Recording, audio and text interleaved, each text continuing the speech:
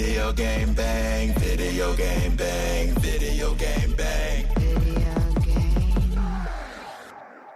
Mega Brand. Live from the sack, it's the livest. In fact, I'm putting rhymes on this track to put my guys on the map. Updates, geek news, tech talk, and reviews. They can summarize it so you ain't gotta breeze through. Listen once and you're forever fans. And I'm not saying it because their theme song features Mega Ram, the ultimate source of all geek media.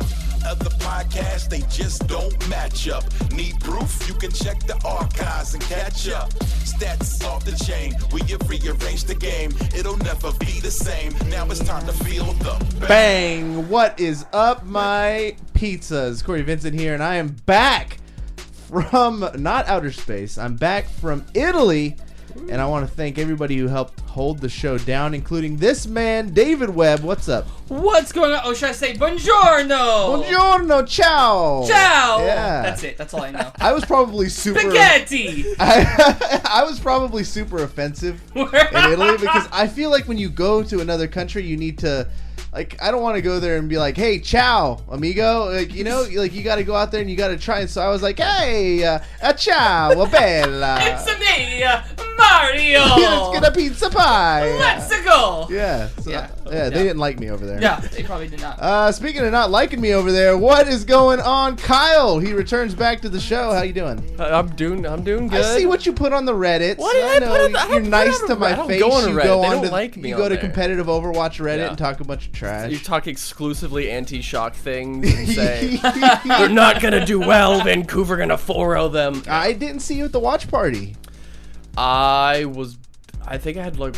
You had nothing better. No, I didn't. I was watching at home with the High Noon friends. Did you watch it at home? I watched. Yeah, was there like a little watch party? Yeah, so we did like an online little watch party thing with some friends. Nice. So we were online doing that, chatting with some folks. Needless to say, we'll talk a little bit about the Italy trip if it comes up. But the main thing on the mind is Overwatch League Season 2 has concluded. And if you notice, like I was a little scatterbrained, we weren't doing all the shows necessarily, is because I was working a lot getting stuff ready for social media and content for the Overwatch League Grand Finals, which were last weekend. And before we get to that, we got to introduce a brand new person to the podcast. We met her at the Silicon Valley Comic-Con. in San Jose, Silicon Valley Comic-Con. You were there hanging out with Emma, and turns out you're a huge Overwatch fan. We started talking, and we were like, oh, yeah, I like Overwatch. You like Overwatch. You're like, oh, cool. I was like, oh, yeah, you're cosplay. Hey, we love cosplay. Wait, you're Sacramento? Where's Sacramento? And then all of a sudden the stars aligned, and you're on the show. Welcome, everybody. Badkitty Cosplay. What's up? Hi. This is your first podcast. Yes. Are you nervous? Yes. Be gentle. We are very good to learn with because we're not very. I mean, we've been doing this for a long time, but there's not a formula. We just talk. No, sounds good. Yeah. I can talk Overwatch. I'm ready. We're have a lot of easy to learn with. Yeah. But we're not like the good, like, hey, let's follow this template to learn with. Oh, yeah. Like, Yeah. yeah. So don't take what you learn That's here to another podcast. Yeah. Please don't. Don't. They will. You will get Twitch banned. And if you do, say that you're one of the Filmosophers. Yes. Don't say you're on Shout out to the Filmosophers, everybody. So tell us a little bit about yourself. You're a long-time cosplayer up here. We have a lot of friends in common. You like design things that like Macy Rose is like wears and models and stuff. What do you do? Yeah, that's how I met Macy. A mutual photographer introduced us. I needed a model to display one of my pieces for my senior project at Sac State. So I was doing for that specific project, it was a series of headdresses, and I did these crazy horn headdresses, and she did a shoot with me, which was how we kind of met again ish. I had met her at cons before, but we kind of bonded after that. Me and her mom hit it off. Everybody who knows Macy knows her mom. Yeah. Her mom and family's incredible. They're gonna have a baby. Did you see that? Yeah. That's insane. That's crazy. She was just a baby the first time she was on the show. Like we met her at the first second anime, right? No, it was the Wizard first World. Wizard World. Oh, Wizard World. Yeah. And that was her first convention ever, and I think it was our first convention ever. Yeah. And then that's kind of like how we opened it, because we were shooting some stupid videos, and we were like, oh, cool, Game of Thrones cosplay. So talk about your Overwatch love, because that was the first. my God. Like, that's what we spent the most time talking about in San Jose. Oh, yeah. What's your love for this game?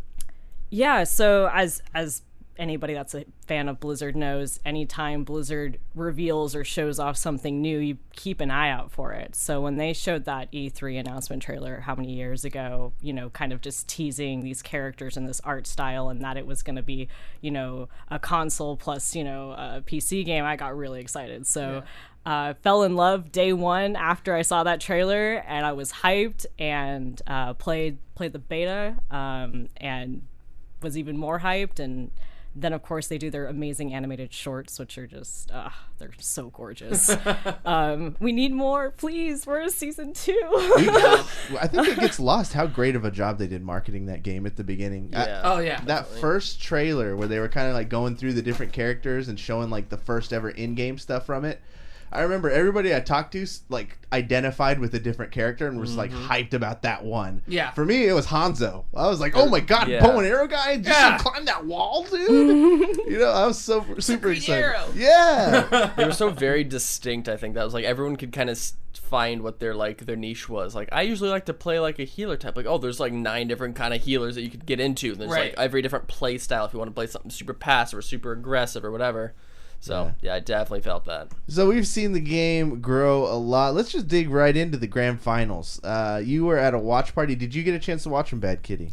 Yeah, I got to watch, and the energy was insane, and it was just so much fun. And I knew going in it was going to be 4-0. I know that there was a lot of talk, and I was like, no, it's going to be a 4-0 sweep. Like, I knew that the boys were going to do it, and they destroyed. They did it. I am so proud of them. Did you watch at home, or did you go out and watch with friends? So I had a group of friends that we watched it over at my place, because the nearest watch party thanks for inviting me. I'm just kidding. Everybody was invited. What are you talking about? I didn't see anything. I didn't know about it. It's all good. Yeah. Dang, okay. The nearest one I think was like Berkeley or something. Oh, yeah. That like official wise, and the other one was like, I don't know, it was like through GameStop or something in San Francisco. That's the one I was at. That's the one you were at. Yeah, I was emceeing that thing. Oh, nice. Yeah. No, I wasn't gonna drive to SF. I don't know. Like, driving all the way out there just for the one game feels a little bit like it's a lot of effort. It is a lot of effort. Of driving. It was. I had to do it. I went back just like yesterday. I was in the Bay too, so it's just like what if I had to go back and then back again. So it was. I'm glad that everybody. David, did you watch it? Yeah, I missed it. I've been moving, so yeah, you've been doing a bunch of stuff, but like, it's cool that there's these pockets of people who, even if you're not going out to the watch party, are watching it socially, because it is so much more fun when you have other people invested in it. It's just same thing as like football. You can watch football at home, whatever, Al Bundy it, but then when you go out somewhere and watch it with people, that live electricity. So we did one at the we've done a lot of these watch parties, and we've done big ones, we've done small ones, we've done medium-sized one. This one was at a place called the Detour, which is a brewcade. So if you're in Sacramento, it's kind of like Coin Op. Okay. But it was packed with people from Sacramento, all over, like South Bay, all the way up to from Sacramento. It was the Shockwaves thing, and it was packed tight. And it's just, you don't get that every time, a team fight happens. There's this, right, yeah. And then when the first kill comes on your side, yeah! And then when it's against you, it gets really quiet in there. Like, and like Kitty was saying, I was just going in there thinking, like, I just want a 4-0. That's all I want is a 4-0. Everyone talks about, Overwatch is anime. Let's get, a 7-game barn burner. Yeah. No, let's get this on. We're on ABC. We got a time schedule to meet. Let's get in, get out. What did you think of the game? What was your analysis, Kyle, of the match itself? Jarring. Yeah, well, we should mention we stream this live on Twitch. So if you're listening to the podcast, there are people in here chatting at us and talking to us, and sometimes they give us notifications that are a little distracting. So We watched. It was a exclusively online watch party. So me and a bunch of other High Noon podcast and Blackwatch Report friends were all hanging out in voice chat. I think we had like 8 or 9 people at one point. It was interesting because you get so many different perspectives, so many different people from different regions supporting different teams, and so you kind of get different like yes, yeah, no, and saying no at the same time. So that's always kind of cool. It was interesting. I was definitely expecting it to be a lot more close. I think. Just based off the fact that, like, I knew that Shock was going to be good, but I didn't think Vancouver was going to be quite as not good as they were. I don't know, like, they... What do you mean they're not good? I think what you're selling them short is not good, but you're just... No, I think you're underselling how good the Shock are. Yeah, I guess I was. I mean, like, after seeing the Atlanta game, like, that was close, but we knew Atlanta wasn't quite, like, a top 3 team. Yeah. And so that was kind of like... Well, how do we know what a top 3 team was when they shifted the meta right before we headed in there? We threw in a brand new character. Yeah. That's always been kind of the unfortunate thing about...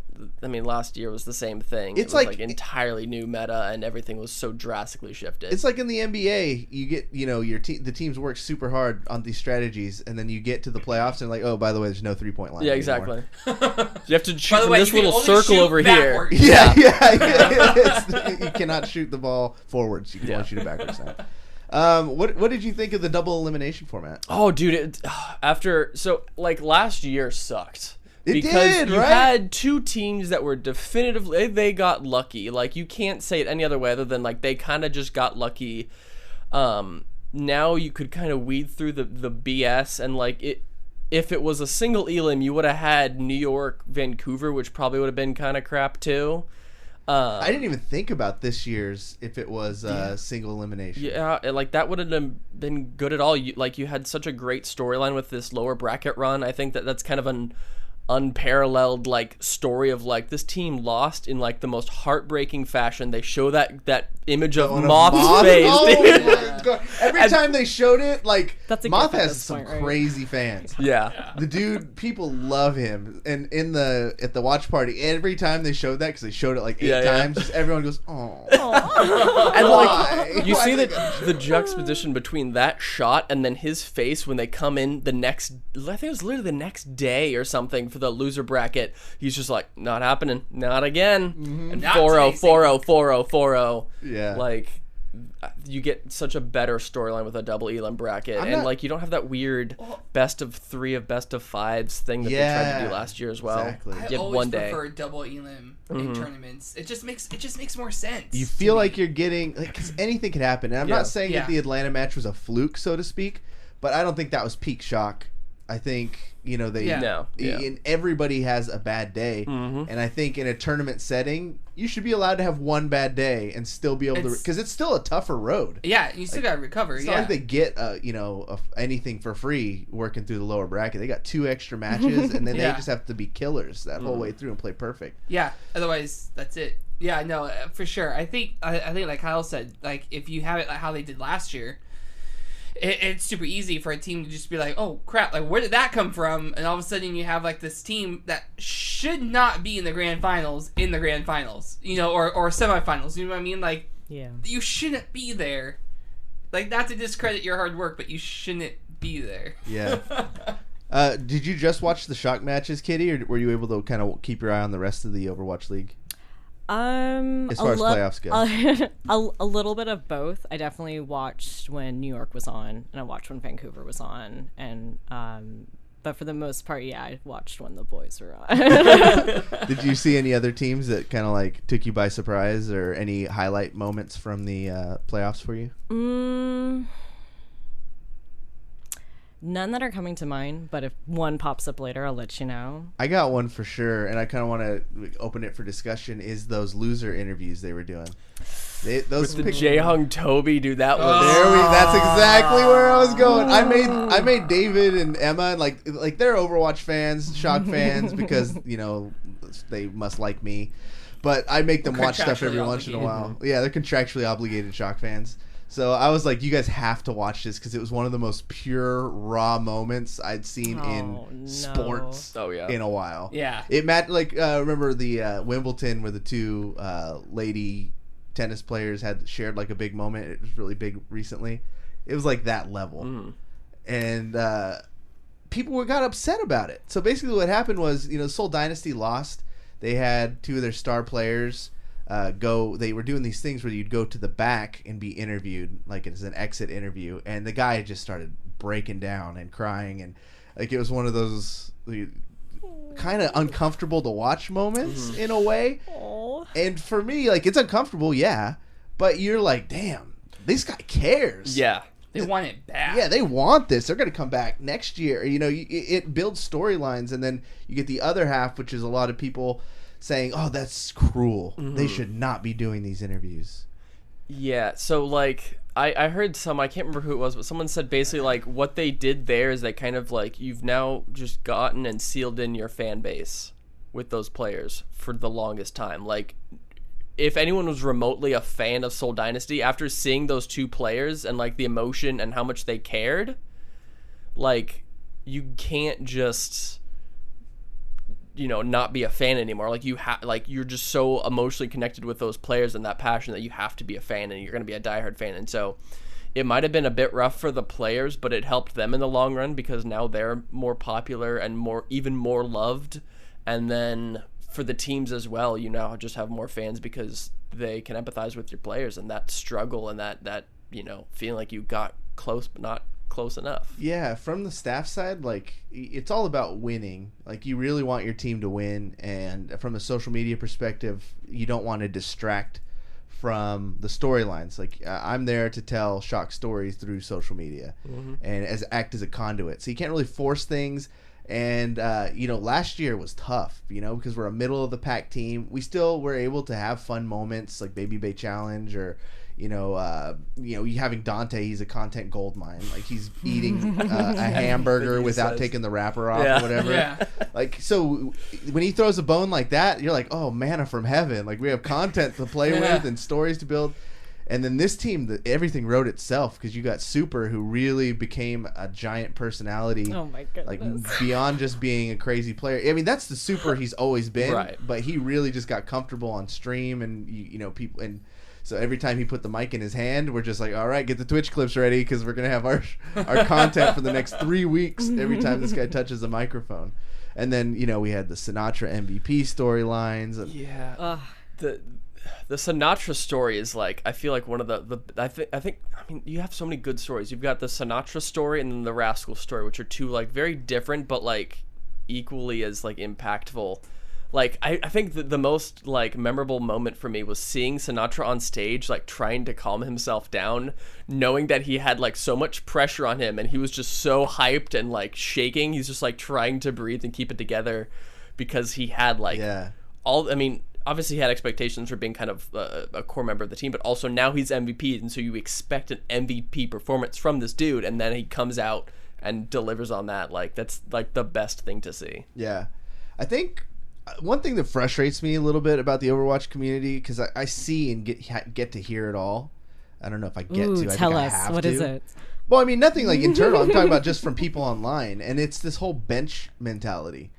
Like, in the NBA or whatever, it doesn't seem to be as, like, defined, but you put a guy on the bench for 2 games, and all of a sudden, like, anytime you post anything, you got the fans like, oh, when's he gonna play again? It's like, I don't know. Like, when the meta shifts to be, like, you got to trust the coaches. Like, Krusty is an insanely talented mind, and all these coaches to their own, got there for a reason. So if they're not playing a guy, it's probably for a pretty good reason. And when Overwatch is constantly throwing wrenches into your plans by tweaking a big update, a character's not always going to be... Or nerfing or buffing characters constantly. Yeah. And people, talk about, the shock. Why'd you do 5 DPS? Why'd you do this? How come you did this? Like, everything we've ever done has been questioned. Oh, yeah. From the first announcement to, like, oh, why'd you sign guys who can't even play halfway through the season? Like, they're not even proven. These guys aren't even be any good.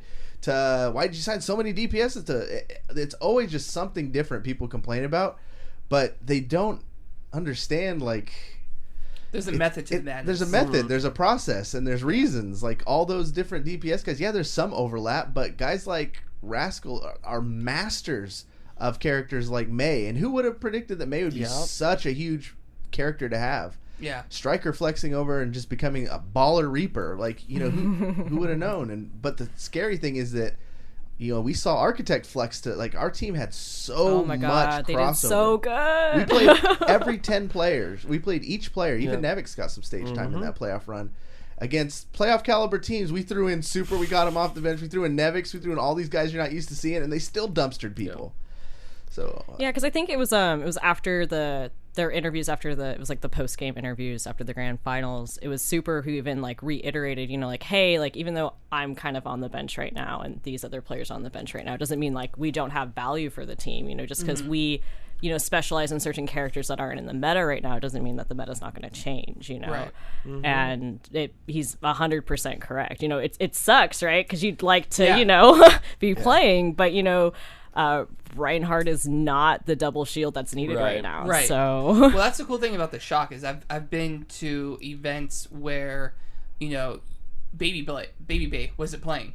You know, but he's still there and he's still supporting and he's in the back and he's watching the match and he's cheering them on, and then during halftime they come in and he's like, all right guys, this is what you got to do. And like that's the cool thing about the Shock is they're so team oriented that it's like whatever is good for the team, that's what we're gonna do. Yeah, and it just comes down to the foundation that gets laid, like the environment that they're in the coaching staff, you know, making sure everybody's heard and stuff, because that team is solid. Like, yeah, and the players we've had in the past, like you see, they're all still really close friends. Oh yeah. You know, even though, you know, they move on to play at other teams to get, you know, more play time, but like Baby Bay and Sleepy and even Nomi and Dak are still interacting and engaging with our guys pretty regularly. Yeah. That's cool. So it's like a little family. So getting back to that game, man, the 4-0 was pretty brutal. Yeah. Highlights from there for me was definitely Architects on Eichenwald. Yeah, that from the chandelier. That attack, fucking Bastion, oh man. God. The place lost its mind when he did whatever that jump was to get onto the chandelier. I love when they talked about that, because he was like, oh yeah, no, we had practiced this in skirmish, you know, Maywall to get up there. And then I realized, wait, Bastion can just get up there on his own, and he just did it in the moment, which is also just insane. You know, like not planned, just like, yeah, I can do this, and it just baller status. I think on Eichenwald, the attack, I think it was Shock almost got like full held or something was ridiculous. Like it was so like it was easily their map to lose right there. And then I think Rascal had just like the perfect barrage, and then everything just kind of went perfectly for them. And that was kind of the cool thing I saw is like every single person on the team had just like a different carry moment. Because like there's certain teams you see like, okay, well if your one player isn't doing it, then you're just looking awful. But like there was so much like picking up slack, and like if one person's getting hard focused, another person can easily take up, you know, that open space and kind of just do work with that. So that was always really cool to me. Like every single player had their moment. Yeah, it was exciting to see like Smurf specifically get a lot of those moments. Like there would be just some of those times where it's a clutch fight. We might even be down one, and then somehow Smurf just lights up the kill feed. Yeah, and he didn't really get too many of those moments leading up, and a lot of play time early on in the season. And like, and the thing too with him is like he's the one who's setting up every giant Sinatraa 4K. That's right. Because when he's going up in the meteor strike, like you need to get the halt in to pull everyone back together, and so like every Sinatraa highlight reel is really just Smurf being a great teammate and enabling his teammate to do work, which was awesome. I thought Choi, like, oh, he did so good. You could see from his first Sigma match to grand finals, like legitimate growth. And you can see why he's a top level player like that, because, you know, as far as everyone knew, he was a diva one trick. You know, he's always on the top 10. Like, you know, he's a legit solid player. And then he'd pull out flex to the hog and stuff, but who knew he'd be able to pick up Sigma and just play it at such a high level. He just wrecked. Yeah. He wrecked as Sigma. Like, you want to talk about an ace in the hole. Like, oh my God. There were so many plays and so many, you know, takes that only happened because of, you know, he got the first pick, or, you know, he played with Sinatraa to, you know, get rid of, you know, the support backline, and it was just insane to watch. Yeah, so cool. He was the one who I'm like, I swear if Choi doesn't get MVP, I'm going to be mad. Like, I'm hoping they don't do, like, whatever the PR, you know, have it Sinatraa again. Like, Sinatraa played well, Rascal played well, like, everyone played well, but, like, Choi just had, I think, we were talking about he had two different negations on Sigma. Oh, that's right. Both blizzards, and both of them were like pretty high impact if they would have landed like at pretty key moments. Yeah. And you don't see it that often with Sigma. I think he's like the only player we've seen get like it's tricky to do that too. That, like yeah. it's not easy. It's not defense matrix. It's not. Yeah, Diva, you can eat up stuff all day long. Sigma, it's tougher. I'm sometimes we try and tell our stories through like the stats. So I'll message Captain Planet every once in a while to ask him for something. And one of the more interesting ones was Troy, when Goats was going around, at least had the second number of like ults negated as Diva, but with like a quarter of the playtime. Because I think it was like we were going for all time, like who's eating the most ults, and he didn't obviously have a lot of playtime in season 1, and he had still already was like less than 3 or 4 from catching it. And then I think it kind of, once the meta shifted, the numbers got skewed. What did you think overall just about Sigma as a character and brought into the I hate his playoffs? feet. I hate his feet so much. Are you one of those? Like, there's only one skin with boots, okay, and that's the Talon one. And I'm like, no, there needs to be. You got the foot. You got the foot thing. No, like I that think it's funny. Ugh. God, I don't like his feet. I'm it's hoping... like horror movie status. It's like floating across the room. Like no, it's just not okay. I nothing his feet. I just don't give a shit. I don't pH level 7 on that. I just don't care. It's whatever. Feet, no feet. I don't. He could have no feet. He could just be ankles. I still don't care. They creep me out. Yeah. Creep me out. Well, besides his feet, I guess is there. I think a lot of he's an interesting one because like they did it last year where they brought in a new hero like right before playoffs and completely skewed everything. I think it wasn't so drastic. Like we saw, I think most of the other heroes were kind of the same across, I think stage 4 and playoffs. So it wasn't as drastic, but it was still a little bit weird. I will always just never want giant patches between. Or like in any place besides like season half, like between stage 2 and 3, or at the end of the season. Yeah, that just always feels so awkward for me. I was gonna say, like, what do we think about that? Because they did that last season and they did that this season, throwing in not only a new meta but a new character right before grand final. Is that something that like? Does that add to the drama, or is that something like you just wait until the off season? It definitely adds to the drama. It adds to the drama, but in like a good way. Not necessarily a good way. Yeah. I mean, I guess that kind of like separates. In a certain way, what you do is you separate teams who, like Vancouver, were just really, really good at Goats because they had been playing that Goats meta since Contenders and were incredibly skilled at it, and so now you're now testing them, not only their ability to perfect an old meta, but also like be kind of quick on their feet. I guess it's like if you're interviewing someone on a job, you don't just ask them what they've done previously. You kind of throw a new idea at them and see how they work with something quickly. You do get that as a side result, but it always feels weird to like if Overwatch League season 2019 was like the GOATS season, we have this like random stage at the end where Washington Justice got really good because of good DPS play, and then also like things just kind of change. It feels weird to have your playoffs and finals not represent like the entirety of the season and like the best teams the whole season. Right, that makes sense. I think that's where the coaching becomes the most important, because mechanical skilled players are one thing, and then it's the brains behind it and being able to swap over and create new strategies quicker than everybody else. And like you have to adjust very quickly. Like the worst spot to be in is after a big patch and be the first 2 teams playing. Oh, God. Yeah, like, that's the one that definitely is the worst. Yeah. And then you saw like all the Bastion stuff you started seeing towards the end of this meta was like really perfected and stuff by New York. Yeah, that's one of my favorite things about when you like the benefit of getting early meta is you get team identities. Like, you have New York, who's, like, this random, like, okay, we're really good at this whole Bastion thing. Or, like, you had Shanghai Dragons, who, like, are great at the triple DPS kind of thing.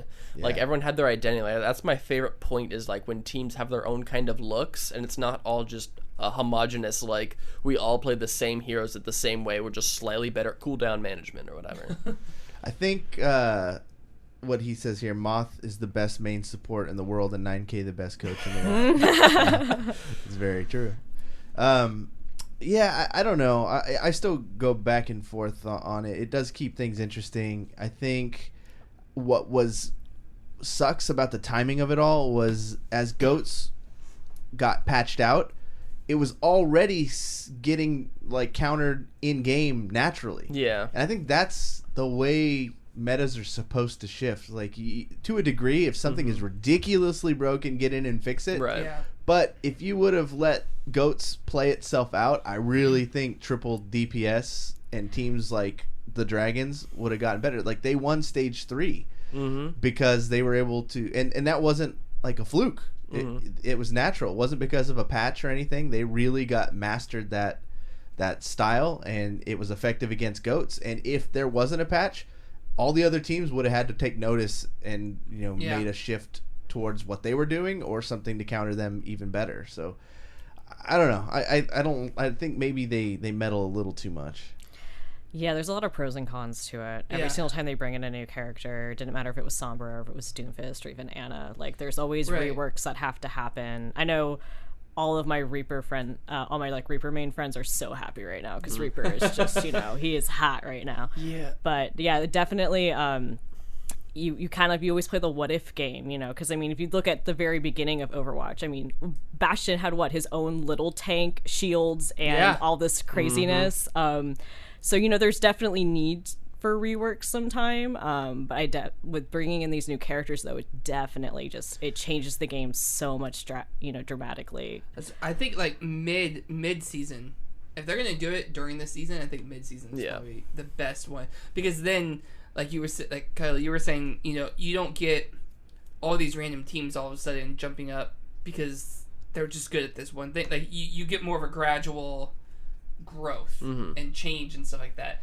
I don't know. To me, I think a new character probably shouldn't be in the meta until the off season. Yeah. They really rushed. I feel like Sigma into there because. Yeah, I don't know. It's weird because like. On one hand, from the perspective that I have is like I don't play the game that much. I watch it, and so I get to kind of see the big picture a lot, and so I can kind of see, and I don't feel like how fatiguing players were from playing GOATs or how just annoyed people are with like double shield meta and stuff like that. You don't get to. I don't experience that because I'm not playing 12 hours a day of this game, day in and day out. Like I want to play something other than Reaper. I'm really good at hit scan things. But I haven't been able to play Ashe, Widow, McCree, anything in months and months. Yeah. And so I think that's like, I like the idea of everything being constant, but I also love the idea of everything always being in flux. In the other, like, I want one of the two. Yeah. I either want one meta for the entire season and then through playoffs and then completely change it up, or I want nonstop, like maybe not week by week, but every stage tweak something slightly different, and so teams have to continually like re-innovate and refigure things out, and that way you get more creativity from team comps. You get coaching staffs have to work and be more creative on trying to figure out what's the best thing. It helps the viewership because you're not seeing the same 6 heroes versus the same 6 heroes all the time. It's funny because, like, as a meta is prevalent, it's like the enemy. It's the devil. Everybody hates it. And then when it goes away, even for a very short time, everyone's all like, remember how great GOATs was? Yeah. GOATs was the GOAT. GOATs was so entertaining. Yeah. So much strategy in your Zarya grabs. Like, I don't know. I think let's move to after the aftermath. So Shock ended up getting the 4-0. A lot of people watched. It was on ABC Network. I think I saw it peak at around 350 on Twitch, 350K. It was up there. A lot of people were watching it. It got tons of news and press media coverage. What do you guys just think of Overwatch in general right now? Do you think it's feigning in its popularity or growing? I kind of want to target this one towards Badkitty because like you're in the cosplay scene, and I remember when the game first came out, like everybody was obsessed with this game and the characters. Is it still as like rabid right now? I think that there's a strong community for it, and those who are, still active and avid, most definitely. I think that whenever they bring in new skins, there's kind of a new fire that emerges, especially with Halloween coming up. Yeah. And they've already showed up. Did you see the Sinatraa and Genji skins? Yes. No, not yet. Those are the Illidan, Genji, and Yep. and then Tyrande, right? I don't For think those are Sinatraa. Halloween ones though. Those were BlizzCon exclusives. Yep. Oh, they're the Blizz. Oh, there you Yeah, go. so we have some more to look forward to. Exactly. But yeah, so definitely when there's new skins that pop up, and there's someone that's like, oh, I'm a huge Mercy fan, I got to do all the Mercy ones, or I'm Sombra fan and do all the Sombra ones. So definitely there. But I definitely think it'll probably explode again. Hopefully with Overwatch 2. So you think that's what everyone's expecting? Is an I'm Overwatch 2 hoping pretty soon? Overwatch 2 is what we'll get. We'll get the next Diablo. We'll get Overwatch 2 at BlizzCon this year.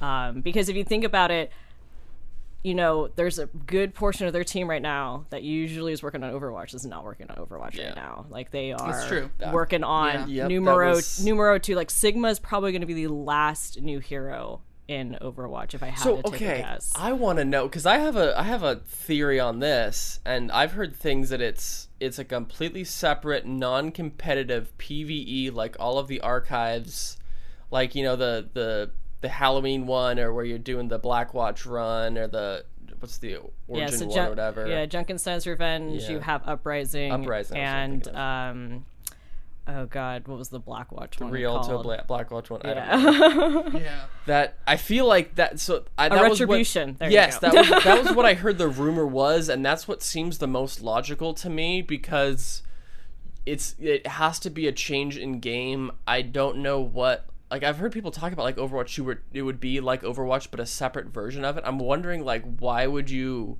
like when you've got League of Legends, it's been out for what 12 years or something at this point. CS is like 20 years, 30 years old almost. Why would you not just update the game as it is? Because like Overwatch is a live game, so you can make those changes to the core game. And so if you're gonna release another Overwatch game, I'm pretty at least I have a strong feeling like it'll be an entirely different gameplay. Like it won't be a hyper competitive 6v6. It'll be like a me and 4 friends or something like that, I think. I'd be down if it was like co-op campaign, like because we have Michael Chu and all the writers saying how much lore they have yet to share, and I'm like, well, share it. I want to read it. I want to play it. I'm ready. I want more lore. I want more backstory. I want more animated shorts.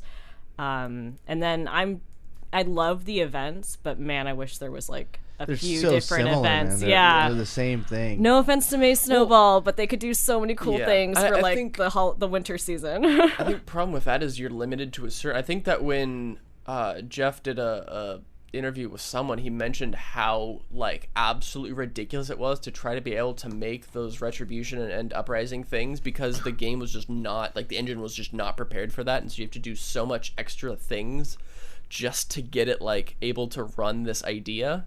And so I think like now that they have this knowledge that those like PvE things are huge, now they can kind of like, okay, we're gonna build this up from the ground again with all these things that we learned.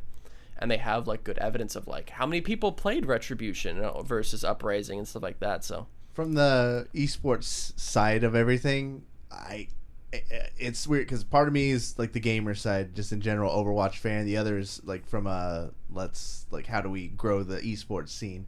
And so hearing about maybe more focus on the campaign is a little scary because I don't.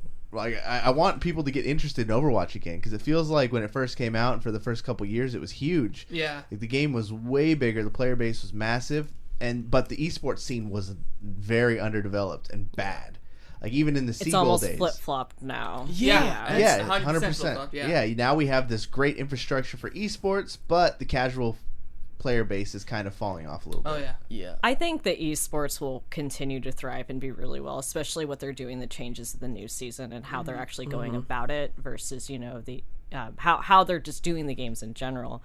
But something they could also do is I would be down to do this, like where I would pay as a season pass, to get those exclusive game modes like Retribution or Uprising and whatnot, because they're doing this. It's free content, right? So imagine what they could provide if it was like, oh, here's the season pass, which then you can get these modes and whatnot.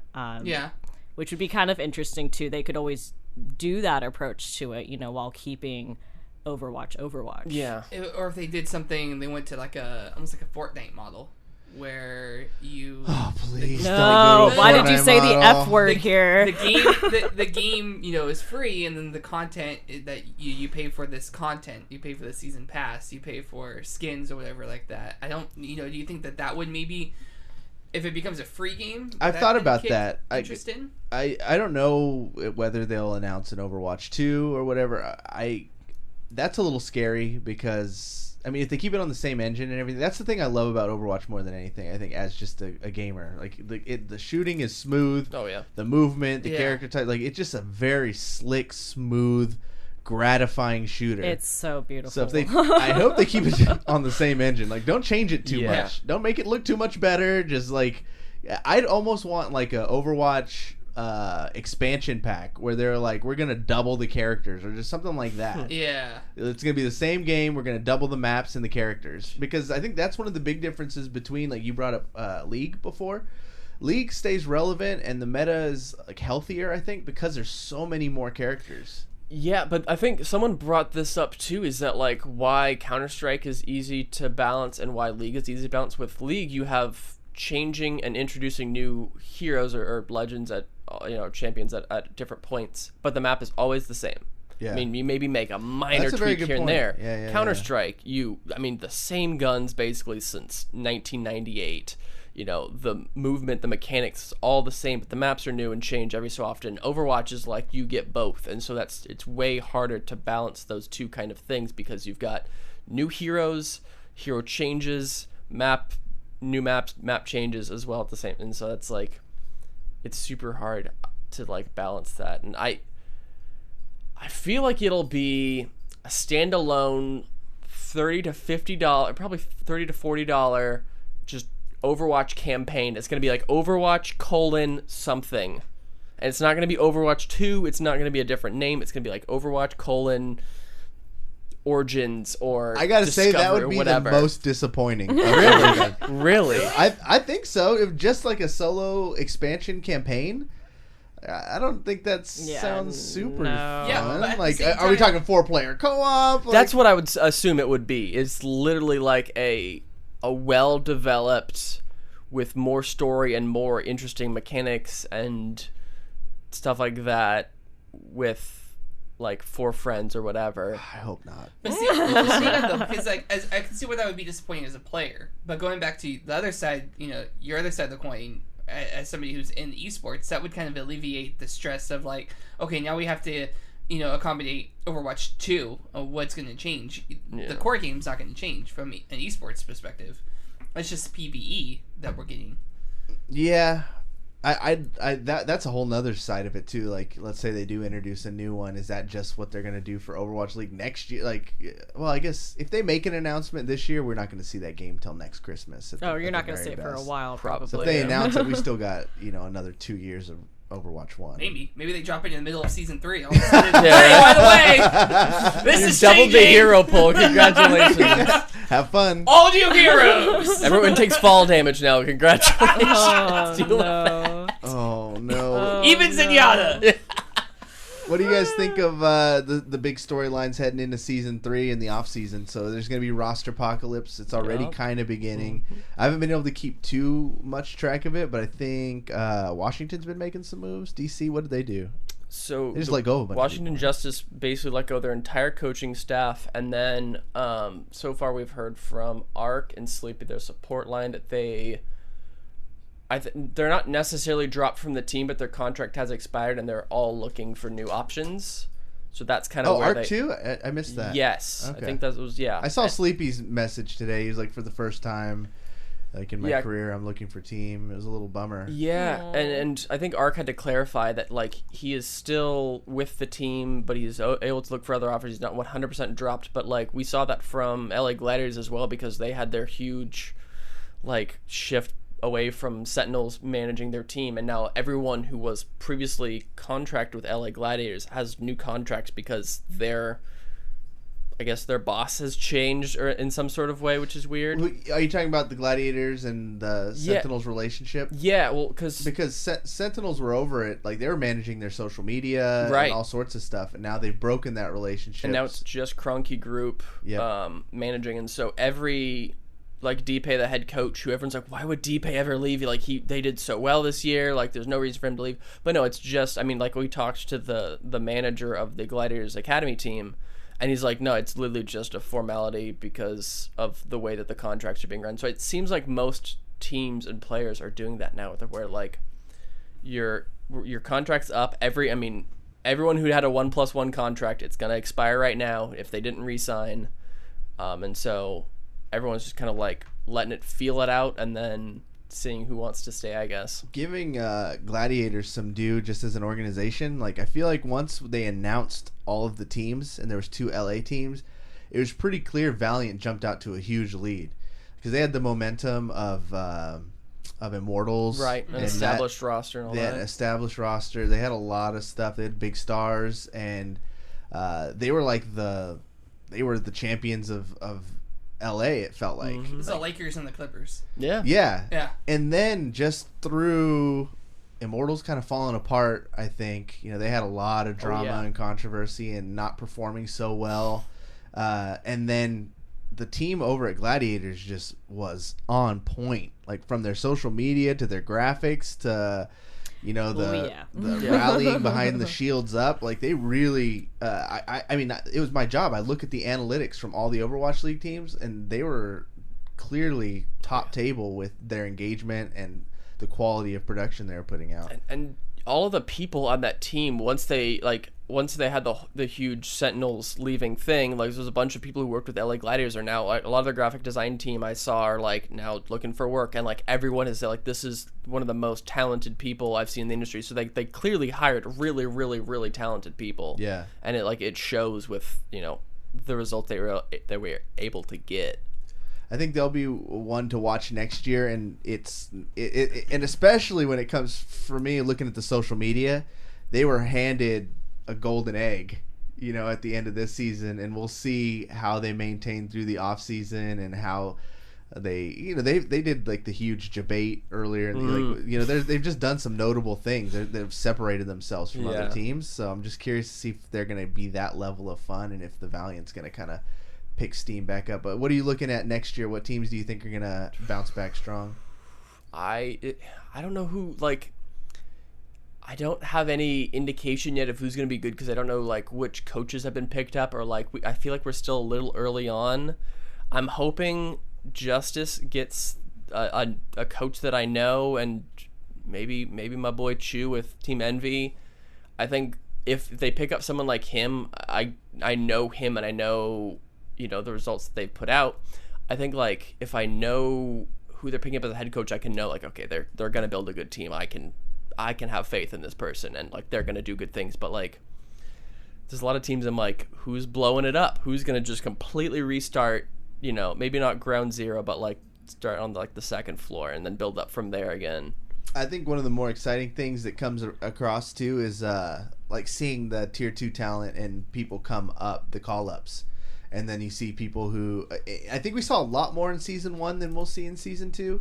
Like in season 1, you had a lot of huge names that I think weren't necessarily peak competitors. Like, no offense to Seagull and IDDQD and XQC.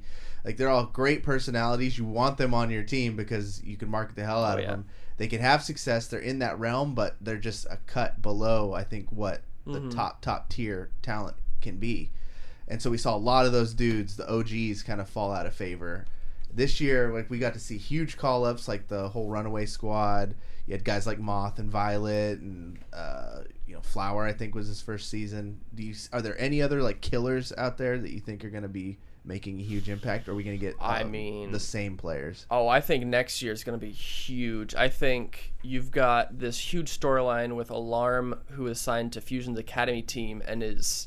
Most of the people who have played with and against him agree he's probably like top 5 Overwatch League caliber, and he's signed with Fusion. And so if Fusion want to sign him, they'll have to pay him whatever the next whoever is trying to also get him plus, it's like a matching thing. Well, right? Yeah, it's like the right to match. Yeah. And so like if I don't know who else, maybe Houston Outlaws. I mean, they would probably love a top 5 flex support. And they had lots of money. They got their new owner in. They want to just keep bringing it up. Okay, 150K, 200K, 250K. Now Philly's like, all right, I can do a 250K, 300. You want me to go 300 just to keep my own player? Like, they keep having to match that. So I think that's definitely a storyline, you know. Where is this alarm guy from? Is he a Korean player? He's a Korean player. He has basically been with Fusion University since, I think they were created, like, start of 2018. So he's been with them for the longest time. It's just a cut above every other player in Contenders right now. Yeah. Well, talking to other teams that need to step up, what do you think about the Mayhem? They can't get any worse. No. Oh, they've been teasing a rebrand forever. I think maybe they have the most growth potential. I mean, obviously the team at the bottom would have the most growth potential, but still, I think if they come out next year with some big signings and the change in color scheme, they could be a pretty fire team. I think they tried to do that at the end of this year. I mean, they have, 5 new players on their roster that they didn't even start the season with. And so it is weird that they kind of tried to rebuild super late in and go with this kind of all-Korean team. But from what I've seen, I don't think they're going to rebuild at all. They maybe add 2 players because they just added a bunch, and I think they're probably going to just kind of see how that takes them because all these players are mostly untested. They had a couple of good looks here and there, but I honestly just feel like they're going to have another season of mediocrity. They're just going to sub 15 again. I think they're going to sub 15 until something huge happens and something big changes. I think maybe they'll have one stage where they're maybe they could do it, and then they just fall apart. These home games are going to change everything in 2020. Oh yeah. Yeah, I can't wait. 100%. I think the most exciting thing for me, watching the Shock play on the big stage, was that's a whole nother thing. You get acclimated to Blizzard Arena. It's the same fans pretty much every time. You watch the broadcast, it's the same guys in the front row every time. Yeah. They got the same signs. It's like home. It was home games for everybody. Oh, yeah. They say Gladiators might have had a few more people cheering for them and Valiant, but by the end of the season, we had more fans than them. It's just the way it goes. But when we start getting into these home matches, the pressure, it's a whole nother level of mental fortitude that's going to be pulled out of these guys. We'd never seen our guys get to play on the stage in Philly. That was a full week of promo. These guys are getting interviewed, walking from here to there. That's a lot of pressure for these kids. And I was wondering, who's going to fold? Who's going to overperform? Who's going to this, that? And they all just stepped up. So, and that's a level of confidence heading into the next season. It's just a big advantage. I think anybody who's played in that big arena and got to have that kind of media attention on them, so Fusion, Spitfire, Titans, and Shock now have a huge mental advantage heading into the next seasons. I think this next season is going to be where, I feel like this season is where we saw great coaching staffs, lead teams to victories. I think this next season might be where we see good management carry teams, because I think that there's very much a possibility that we have badly managed teams or inefficiently managed teams, and that's just going to screw up actual results in game because this player got here super late and they're super jet lagged. Maybe this one team, maybe next year, I feel like Justice is going to be very well managed, and they're going to, get into the city a week and a half ahead of time. They're going to have a week, 4 days just to get, acclimated to the time zones, and then they can start scrimming. And then you're going to have teams, if they're playing on Saturday, they fly in on Thursday or maybe Friday, and they're just going to be destroyed physically and mentally because they're so exhausted. Yeah. I feel like that's where it's going to come. Travel's going to have a huge factor in it. And a lot of these guys have never traveled in their life, too. So it's or it's a first-time passport, and that's going to be a huge factor. I hope they'll be okay. I really hope they'll be okay. It really does come down to discipline. I've seen I've been a part of a lot of different teams across different esports, and the successful ones are always the most disciplined ones. It's always the ones that have a culture. Some teams don't have that, but I know for sure, Shock Krusty and Chris, their GM, they have a very structured. It's a system. It's like being back in school. When you go to school, there's a system. You wake up at this time, you get there and do this, and they optimize your performance in that way. Some people are super relaxed. They want to be more of the friend than the coach or whatever. The egos play a huge part of this thing. You get players who think, oh, you can't tell me nothing, because I'm this or that. So it's checking the ego to the side, dedicating yourself to the team, like not being disgruntled when you're a bench player. Like Stryker could have easily been just a disgruntled, you know, person, you know, knowing what he's capable of and how he didn't get to play. But no, he just flipped a switch. When it was his time, he hit the stage running, and I don't think they could have won without him. Yeah. You could say the same for Architect. You could say the same for everybody. And then even the guys who don't get played much, like Nevix, they're in the practice room every day. It's not like they're, you know, just sitting at home twiddling their thumbs. Like, they're iron sharpens iron. And trust me, if, you know, Choi wasn't a golden god of what he was playing, Nevix could go up there and probably they'd still win. Like, it's pretty crazy how that all works. I think next year we're in store for it. I'm excited. Yeah. If you watch Overwatch, if you don't watch Overwatch and you listen to this episode, wow, you're a trooper. You got this. Good Lord. Like, I have no idea what's happening. This is the weeds. I've been wanting to talk about every time I want to talk about Overwatch League, and you know, these guys on my show, they know Overwatch, but they don't geek out over the different players and stuff. So, thank you guys for being able to join, and I love the conversation. Let's start over here with Badkitty Cosplay. Where can the public find you on the social medias? You guys can follow me on Instagram at Badkitty Cosplay, and then my Twitch will be up and running soon, but the page is there, and it's Badkitty. So yeah, check it out, guys. Nice. What are you thinking about streaming? You doing some Overwatch? I will most definitely do Overwatch. Overwatch is like a go-to. I can do it in my sleep. We didn't even get to the nitty-gritty. You're a PC player? I can do all of them. So I have accounts on every system for Overwatch, even the Switch. What's your SR? What's your SR, though?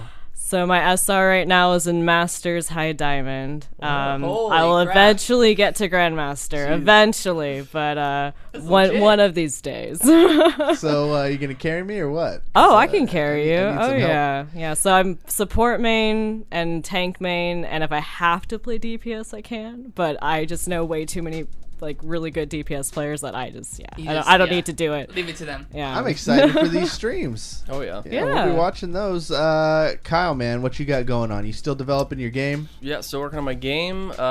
Still doing podcasty stuff. I do exclusively like tier 2 Overwatch contender stuff. So interviewing people, and we got Gauntlet coming up. Yeah. So if you are looking for Overwatch stuff and you're like, I don't know what to watch, I don't think it's this weekend, but the weekend after, I think it's the 10th and 11th, the Gauntlet is coming live from the what would have been the Apex Stadium. You got all the new players up and coming, who everyone is going to fill their teams with next year. So if you want to get in early and find out who the next MVPs are, check out the Gauntlet. Check out Blackwatch Report. Exciting. Yeah. David Webb, what are you promoting, man? Vast GG. Go check us out. There we go. Vast GG on Twitter. I got some giveaways going on, some pirate giveaways. So go check out the Twitter. You can enter there, and keep an eye out. Video Game Bang is presented to you by Oblivion Comics and Coffee, Sacramento's #1 spot for comics and coffee. You can go there, get a VGB Sunrise, and they will give you a Video Game Bang sticker. Also, keep your eye out for Curtis. If you're in Sacramento and you go to GameStops, he goes there and he just gives out VGB stickers and stuff, apparently. He loads his pockets and just goes and he's chatting with the people, man. Hey, nice. And we got another little show we've been doing, too, called the Krakoa Cast. It's a comic book focused on the new House of X and Powers of X series. We've been really getting into that. Jonathan Hickman's masterpiece that's going to be rebooting the X-Men franchise, and then we're going to continue on and follow those storylines. It's going to be a lot of fun. I've really been enjoying getting back into comic books. I have stacks on stacks on stacks around the house, and I've never been getting into reading them, but now it's a different way of consuming them. I used to just read them straight through and not really think about, who's writing this? That's nice shading on the face there. I didn't look at it that way, and then you can, and it's super fun to get into. So I recommend you go to Oblivion Comics and Coffee in the Sacramento area. Start a saver, because all these X-Men comics, they're already like in 3rd and 4th print because they're all selling out. So don't just think you're going to get lucky and find one. Get on the saver program. Make sure you have one and try a VGB Sunrise. And then also, our guys, I don't even know if they're official sponsor anymore, but I just got to shout them out. Mainframe. Yeah, they're going to have some fire They stuff. dropped some hot fire. They're going to start a crowdsourcing thing on the 7th to do this new loungewear stuff. Yeah. Really, really good. I've been messaging them back and forth about it just because it's so good. I think I'm going to join their little crowdfund thing. Yeah, they're joggers. Yeah. I'm a sucker for joggers. I'm all about it. It's the male joggers. equivalent of yoga pants. Exactly. And I'm here for it. It's Man. a socially acceptable way that guys could wear yoga pants. Yes. I'm glad you said it because that's exactly what it is. And then we're going to do a quick little after show. So if you guys listen to the show on the podcast on iTunes and all those good things, you can watch us live on twitch.tv/videogame_bang on Wednesday nights and Saturday nights. And if you're in the chat right now, you could catch up on past episodes of Video Game Bang on our website, vgbstudios.com, or on iTunes, Spotify, Stitcher, all those good places. You could be like cool people like Ruru2, Steven, Shrug Off, Drew and the TARDIS, all these fine folks joining us on the show, keeping us entertained while we do the podcast. Shout out to Drew and the TARDIS for 28 months of subscriptions. 28 months? That's insane. Good Lord. I made he come out to our last trivia night too, which we have a trivia night coming up again, right? When is our next one? The 14th? Yeah, it's the 14th. I had to pull up the calendar. We're doing a Halloween themed at Oblivion Comics. Yeah, we are. Getting We're spoopy. gonna get a little spoopy. So if you guys want to hang out with us and do some trivia at Sacramento's voted #1 geek battleground. Did you see that? Sacramento News and Review. I did see that. That's awesome. Well, that's our show for Kyle, Kitty, David, and Cory. You've just been banged.